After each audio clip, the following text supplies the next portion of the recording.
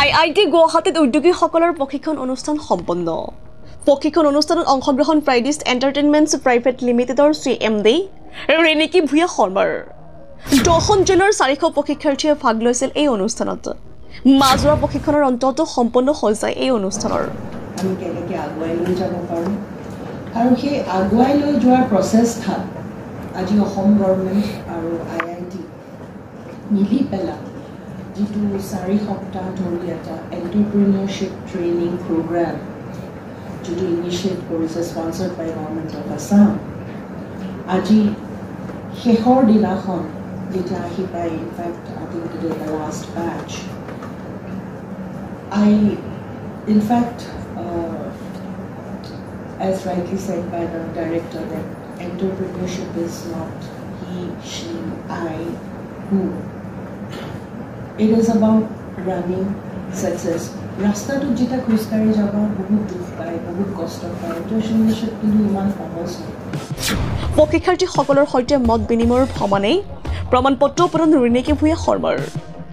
IIT গুৱাহাটীৰ উদ্যোগত অসম চৰকাৰৰ উদ্যোগ আৰু বাণিজ্য বিভাগৰ সহযোগত অনুষ্ঠিত হৈছিল এই কাৰ্যসূচী। অনুষ্ঠানত সহযোগিতা আগবঢ়াই ষ্টেট বেংক অফ ইণ্ডিয়াই।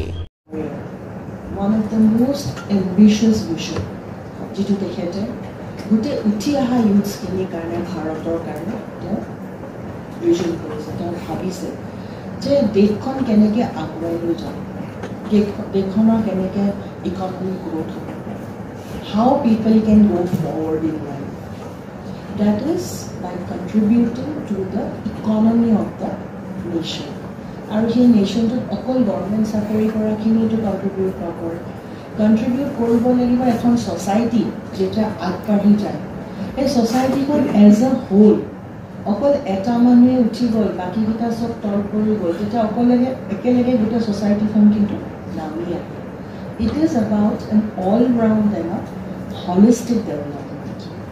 আজি যেতিয়া আত্মনিৰ্ভৰ ভাৰতৰ কথা কওঁ, the self-reliant ভাৰত বুলি। self-reliant ভাৰত বা আত্মনিৰ্ভৰ ভাৰতত কি কৈছিল? প্ৰধানমন্ত্ৰী ডাঙৰীয়াই কৈছিল যে আমি বৰ্তমান Bharat, the present India, which we will take it from আমাৰ যিখিনি আমাৰ examples লাগে, আমি পাষ্টৰ পৰা লৈ পেলাই প্ৰেজেণ্ট ইণ্ডিয়াখন আমি ফিউচাৰ ইণ্ডিয়ালৈকে আমি কনভাৰ্ট কৰিব লাগিব। And that is to be going through the economic growth of country. আৰু এই ভিজনটো আজি বুলি নহয়, আজি যিহেতু তোমালোকে অল অফ ইউৰ এণ্টাৰপ্ৰেনিয়াৰ্ছ, মই নিজেও I am also an entrepreneur, started way back 2008 চনত আৰম্ভ কৰিছিলোঁ সৰু অৰ্গেনাইজেশ্যন এটা দি নিউজ লাইভ। যেতিয়া মোৰ হাতত মাত্ৰ 30 লাখ টকা পুঁজি এটা আছে, যিটো আমি কোম্পানী এটা হোল্ড কৰি আমি আৰম্ভ কৰিলোঁ বেংক লোন লৈ।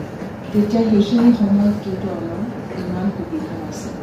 তেতিয়া বহুতে হয়তো প্ৰশ্ন কৰিব পাৰে, ইয়াতে মেডামে এইখিনি কথা কৈ আছে, কিন্তু ছাৰ সেইখিনি সময় মিনিষ্টাৰ আছে। This is a normal question. This is how আমাৰ লাইফৰ পেৰাডক্স। এণ্টাৰপ্ৰেনিয়াৰ অকল আজি মই এই কুৱেশ্যনটো ফেচ নকৰোঁ। When you rise up, আজি মোৰ হিমন্ত আছে বুলি ক'লে এইটোতো ইমান লেকচাৰ মাৰি গ'ল, কিন্তু ডিৰেক্ট টু মিনিষ্টাৰ, এইটো এনেই উঠি যাব ওপৰত।